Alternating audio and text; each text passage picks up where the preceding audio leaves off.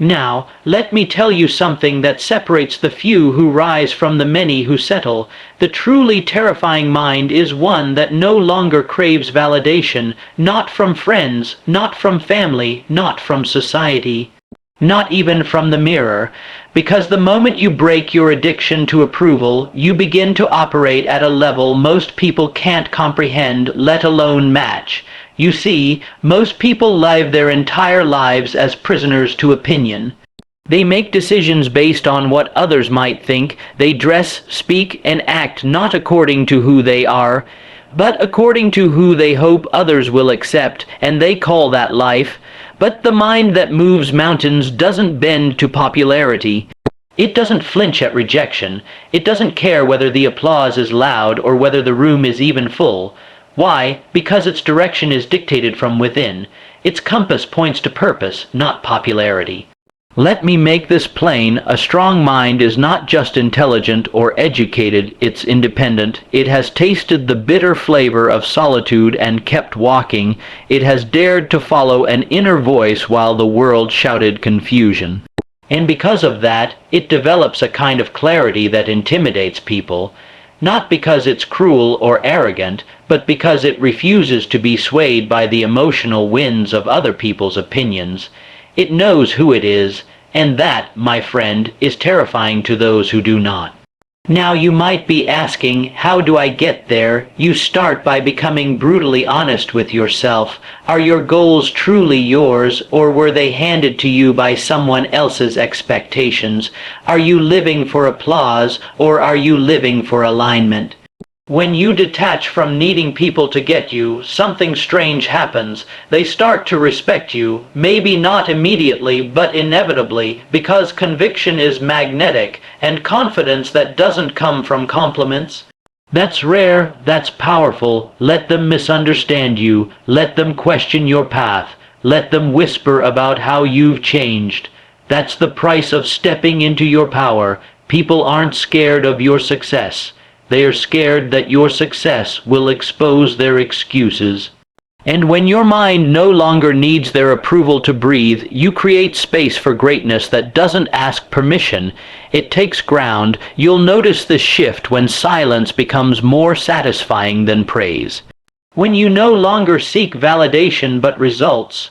When your energy no longer scatters chasing acknowledgement, but concentrates building legacy. That is the moment you become dangerous, not to others, but to the systems of weakness, doubt, and dependency that rule most lives. You want to build a mind so strong it terrifies people, then stop begging to be liked and start committing to be great, because a man who walks in truth, regardless of applause, is a man the world cannot ignore. And when your mind no longer seeks permission, it begins to create destiny. If you want to build a mind so strong it terrifies people, you must first understand this. The most important conversation you'll ever have is the one you have with yourself. Every day, every hour, every moment, your mind is speaking. The question is, are you listening? And more importantly, are you in control of what it's saying? Most people walk around with an inner voice that sounds more like a critic than a coach. It whispers doubts, it repeats old failures, it reminds them of their flaws, and because they've never challenged it, they start to believe it. They confuse that voice for truth when in reality, it's just a reflection of unchallenged conditioning. But hear me clearly, if you do not reprogram your inner dialogue, it will sabotage your future, no matter how much potential you have. Your mind is the command center. What you feed it, it repeats. What you believe, it amplifies. So if you've been telling yourself you're not good enough, that you'll never get ahead, that greatness is reserved for someone else, then guess what? You've been hypnotizing yourself into mediocrity. But the beautiful thing about the mind is this: it obeys you, and the moment you take the reins, everything begins to shift. You must start speaking to yourself like someone you deeply respect, like someone who deserves success. Because when your inner voice changes, your outer world follows. Confidence isn't built by accident. It's built by repetition. Every time you tell yourself I can, you chip away at the old beliefs that told you you can't. Every time you choose faith over fear in your self-talk, you rewire your brain for victory. This isn't just motivation, it's mental construction. Champions aren't born, they're built, and they're built with words. That means your first battle isn't with your boss, your bank account, or your competition. It's with the thoughts that echo in your own mind when no one's watching. Win that battle, and the rest of life begins to yield to your will. People will call you delusional when you talk to yourself like a winner before the world sees it. Let them. That's the price of vision. You must believe before it's visible. Speak greatness over your life before it's logical. Affirm your strength before the storm comes, because by the time it does, it'll be too late to start building confidence. The mind that's trained in truth before the trial is the mind that endures and dominates during it. You have the power to decide what kind of voice echoes in your mind. You can be your own worst enemy or your greatest ally. You can replay your limitations or you can rewrite your future. And here's the secret. Once you master that inner voice, people will feel it. Without you saying a word, they'll sense the authority in your presence. They won't know why, but they'll feel it. That's the power of internal mastery. It creates external magnetism. The world bends to the individual who walks in alignment with their inner truth. So reprogram that voice. Make it bold. Make it faithful. Make it fierce. Because a mind that speaks to itself with power becomes a force the world cannot silence. And when your inner voice becomes your strongest weapon, there is no battlefield you can't win. There's a reason the strongest minds in history were often found walking alone, not because they were lonely, but because they were becoming. Solitude is not isolation, it's not exile, it's elevation. In a world addicted to noise, to distraction, to constant validation from the outside, the rare individual who can stand still, sit quiet, and think deeply is more dangerous than any army. You want to build a mind so strong it terrifies people. Then learn how to thrive in solitude. Learn how to be alone without being empty. Learn how to hear your own voice when the world is shouting 1,000 others at you. Because until you can stand firm in silence, you will always be at the mercy of someone else's direction. It's in solitude that clarity is born, not in the chaos, not in the applause, but in the moments when it's just you, your thoughts, and your will. That's where the blueprint for your life begins to form. That's where vision becomes vivid. That's where distractions fall away and discipline steps forward. Because when there's no audience, no stage, and no performance, what remains is real, and that's where the work begins. Most people are afraid of solitude because they're afraid of what they'll find when the noise stops. They're afraid of facing the questions they've buried under busyness. Who am I? What do I believe? What do I truly want? These are not questions you answer in a crowd. These are answers that come when you dare to sit with your soul and listen. Greatness is not forged in front of spectators. It's forged in the silence of preparation. The strong mind builds in the quiet so it can speak with thunder when the time comes. That's why you must not only accept solitude, you must seek it, turn off the world, close the door, go deep within. The answers you are chasing have always been inside you. They were just drowned out by the noise. And here's what happens when you spend time with yourself in real solitude. You stop trying to fit in. You stop diluting your thinking to be palatable for others. You develop originality, edge, and conviction. You begin to know not just what you think, but why you think it. That's the kind of mental clarity that unsettles people, because it's rare. Most minds are echoes. Yours must become a voice, but understand this. Solitude is not the goal, it is the training ground. You go there to strengthen the mind, to sharpen your purpose, and to return with clarity the world can't ignore. You don't run from people, you rise above dependency on them, and when you emerge, you do so with direction, focus, and presence that no crowd can grant and no critic can shake. The world worships the confident, but true confidence is born in solitude. It's not just knowing who you are, it's knowing who you are without anyone needing to agree. It's walking into a room and not needing to be the loudest, the most liked, or even the most noticed, because your power isn't borrowed, it's built. And so I say this to you, embrace the quiet, train in it, live in it, learn from it, because when you can master your mind in solitude, you will never be controlled by the chaos of the world again. If there's one truth the world tries to hide, it's this: pain is not your enemy, it's your greatest teacher. Every person who has ever built an unshakable mind has walked through the fire of disappointment, betrayal, heartbreak, and failure. The difference is not in the pain itself, but in what they did with it.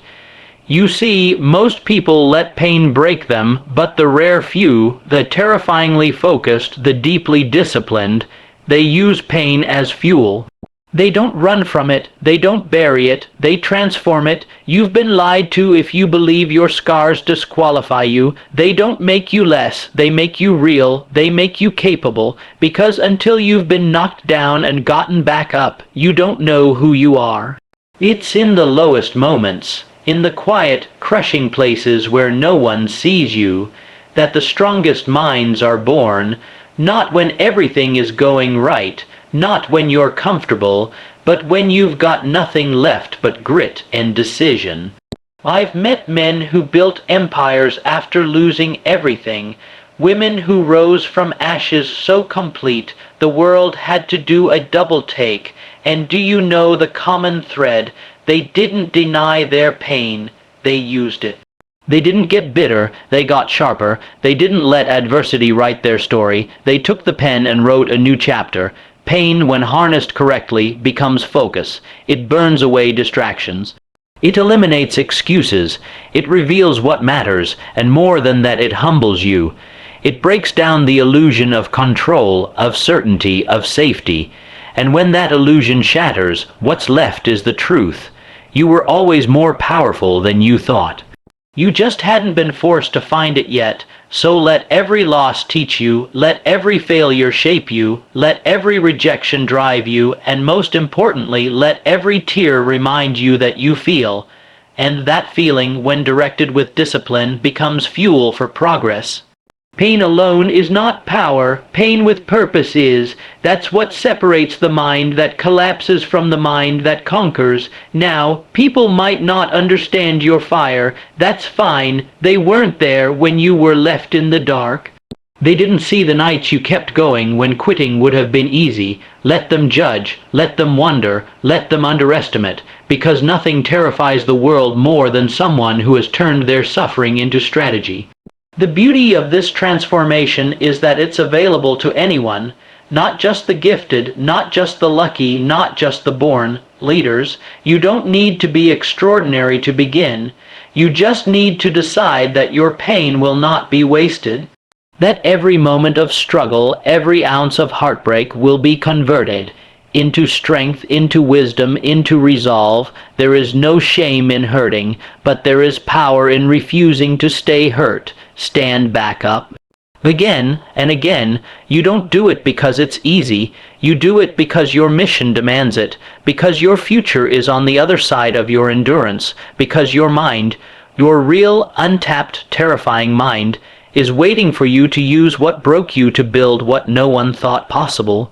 And when that day comes, when you walk through the fire and emerge not burned, but branded by purpose, then and only then will they understand you didn't survive the pain, you became it and turned it into power. If you truly want to build a mind so strong it terrifies people, you must become immune to validation.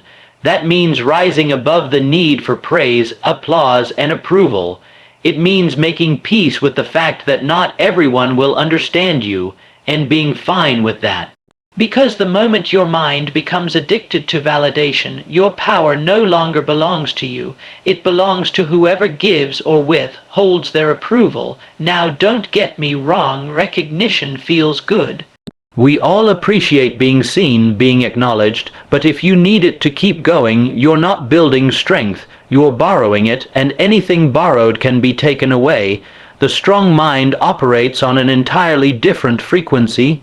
It doesn't chase validation, it creates conviction. It doesn't ask, do they like me? It asks, am I walking in alignment with what I know to be true? You can't build something extraordinary while constantly checking if everyone's clapping. You can't step into greatness with one foot in approval and the other in authenticity. At some point, you've got to make the shift from needing to be liked to needing to be effective, because the two rarely live in the same place. People will criticize you for thinking bigger, they'll laugh at your goals, they'll call you obsessed, unrealistic, too intense. But you must understand, most people have made a lifelong commitment to being average, and when you commit to excellence, it exposes their complacency. That's where the resistance comes from, not because you're wrong, but because you make them uncomfortable, so let them be uncomfortable. Let them misunderstand. You weren't born to be palatable. You were born to be powerful, and power doesn't come from being approved. It comes from knowing, deep in your spirit, that your worth, your vision, your mission is not up for debate. And here's what's beautiful about this shift. When you stop craving validation, you stop playing small. You stop editing your ideas to make them more digestible. You stop watering down your dreams to keep others comfortable. You begin to speak with clarity, act with confidence, and move with a level of certainty that cannot be manufactured. It can only be earned. You'll find that the moment you no longer need the crowd, the right people begin to show up. Not because you were trying to please them, but because you were real enough to repel the wrong ones. That's how powerful authenticity is. It may not win you popularity, but it will earn you respect, and that is far more valuable. The world is filled with people chasing likes, chasing comments, chasing a spotlight they don't even own, but the mind that terrifies people, the one that rewrites futures and breaks through every limb, is the one that's fueled from within. It does not stall when ignored, it does not wither under criticism, it does not seek permission to be great, it decides to be, and becomes. So I challenge you today, let go of the need to be liked, let go of the fear of not being understood. Stand on your principles, even if you stand alone, because the moment you stop needing validation from others is the moment you step into true liberation. And when your approval comes from within, no one can ever take it away. Now you understand, building a mind so strong it terrifies people isn't about arrogance, dominance, or noise. It's about becoming unshakable in a world that profits from your doubt. It's about mastering yourself so completely that the storms outside no longer disturb the calm within. It's about rising, not once, but every time, until your resilience becomes your reputation. You do it by embracing ruthless self-discipline, by commanding your habits when no one is watching, because you know greatness is built in the silence long before it's seen in the spotlight. You do it by reprogramming your inner dialogue, turning that quiet voice inside your head from a critic into a commander, one that doesn't ask for permission to win. You do it by thriving in solitude, learning to stand so firmly alone that you never again need the crutch of approval just to walk tall.